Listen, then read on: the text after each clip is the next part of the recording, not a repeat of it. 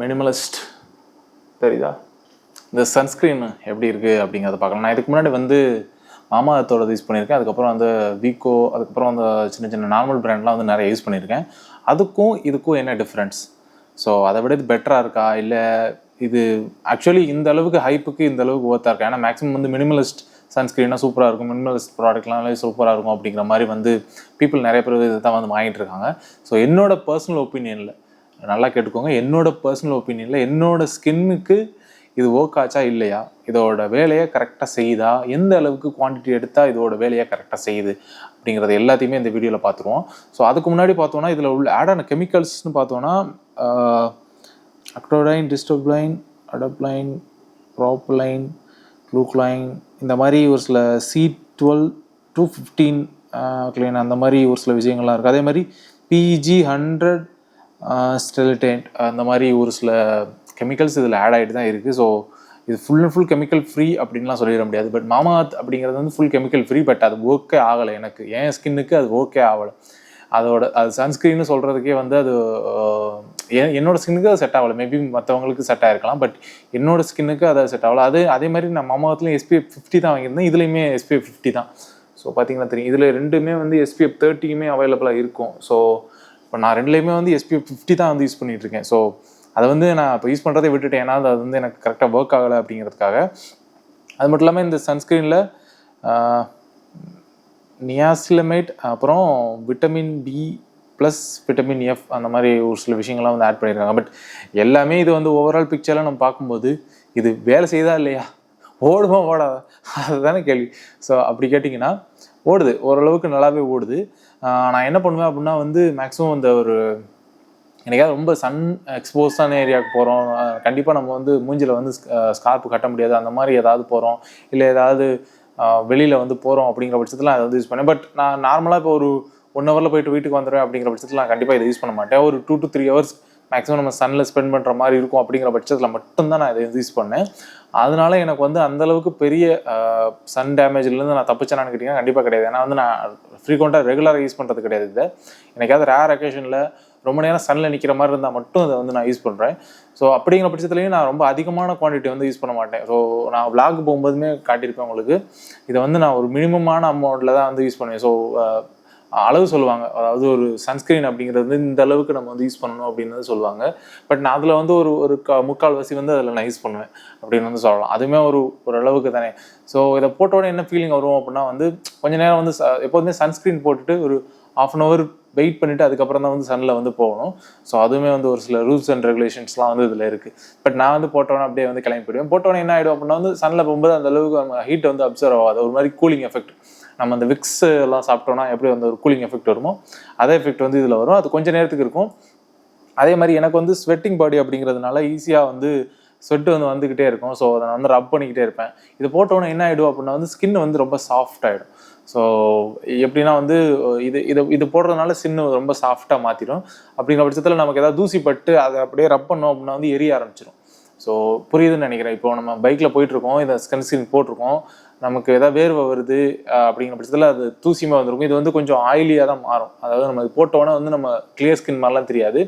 கொஞ்சம் வந்து அது எப்படி மாற்றிடும்னா ஒரு மாதிரி ஆயிலியாக மாற்றிடும் ஸ்கின்னை வந்து.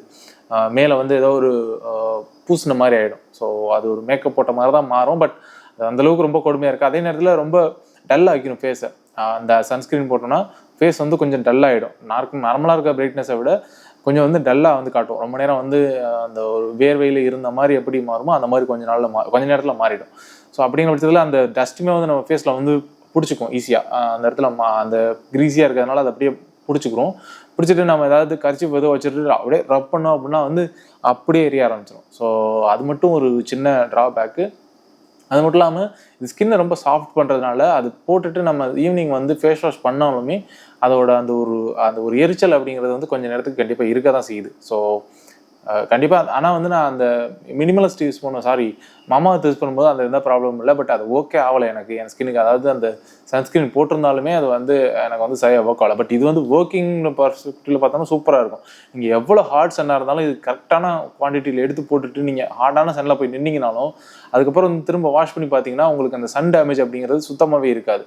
ஸோ அதை பொறுத்த வரைக்கும் இந்த வேலையை வந்து பர்ஃபெக்டாக செய்யும். பட் அதுக்கேற்ற மாதிரி அதோட ஒரு சின்ன சின்ன ப்ராப்ளம்ஸுமே வந்து இதில் இருக்குது. ஸோ அது மட்டும்தான். மற்றபடி இது எல்லாமே வந்து என்னோட பர்சனல் ஒப்பீனியனில், என்னோட பர்சனல் யூஸில் நான் பார்த்து பண்ண விஷயங்கள் தான்.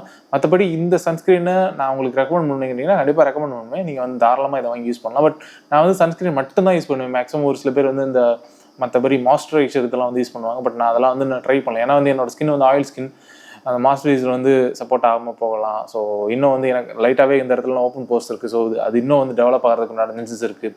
ஸோ இந்த மாதிரி விஷயங்கள்லாம் இருக்கிறதுனால அதை நான் கொஞ்சம் பார்த்து செலவு பண்ணிட்டு. அது மட்டும் இல்லாமல் நம்ம பெரிய ஸ்கின் கேர் அந்தளவுக்கு டான்லாம் கிடையாது.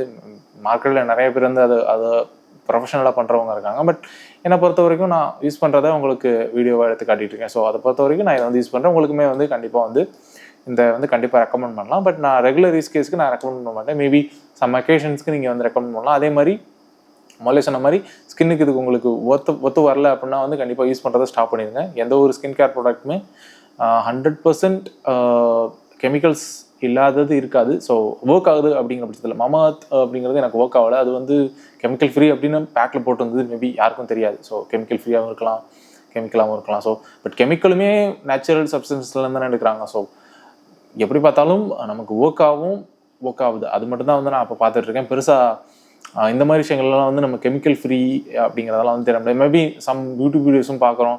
அதில் வந்து நேச்சுரலாக வந்து நம்ம சன்ஸ்கிரீன் ரெடி பண்ணுற மாதிரிலாம் காட்டுறாங்க. பட் அதெல்லாம் வந்து நம்ம ஃப்ரீக்வெண்ட்டாக நம்மளால் இதை நான் வந்து இப்போ ட்ராவல் பண்ணுறேன் அப்படின்னா வந்து நான் டக்குன்னு எடுத்து பேக்கில் போட்டு நான் பாட்டில் போயிடுவேன். ஸோ இதோட எக்ஸ்பைரியுமே வந்து ஹையாக இருக்கும். ஸோ பார்த்தோம்னா மேக்ஸிமம் ஒரு 1.5 இயர்ஸ்க்கு மேலேயே அதோட எக்ஸ்பைரி இருக்கும்னு நினைக்கிறேன். ஸோ நான் 2023 லாஸ்ட்டில் வாங்கியிருக்கேன். ஸோ நான் இன்னுமே வந்து இதை வந்து நான் யூஸ் பண்ணிகிட்டு இருக்கேன். ஸோ ஏன்னா வந்து நான் கொஞ்சமாக தான் குவான்டிட்டி நான் அதிகமாக வெளில போகாததுனால ஸோ இது வந்து இன்னும் வந்து மிச்சமாக இருக்குது. கிட்டத்தட்ட முடிய போகுது இதோட இன்னும் வந்து அடுத்த ஆர்டர் வந்து போடணும்.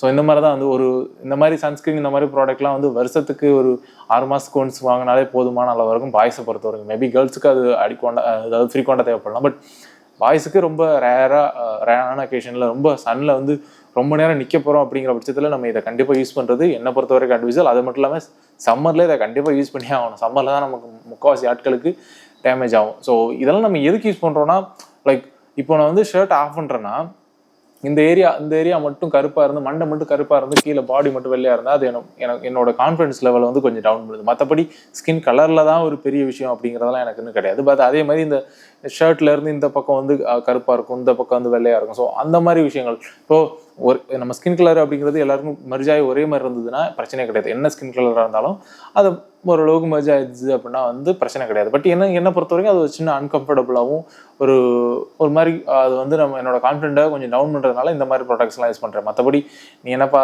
இந்த மாதிரி எல்லாம் பண்ணிட்டு இருக்கியா அப்படின்லாம் எதுவும் கமெண்ட்ஸில் போட்டுறாதீங்க. ஸோ அதெல்லாம் வந்து என்னை கொஞ்சம் பாதிக்கும். ஸோ அந்த மாதிரி விஷயங்கள்லாம் பண்ணாதீங்க. ஸோ என்னை பொறுத்த வரைக்கும் இது ஒரு நல்ல ப்ராடக்ட்.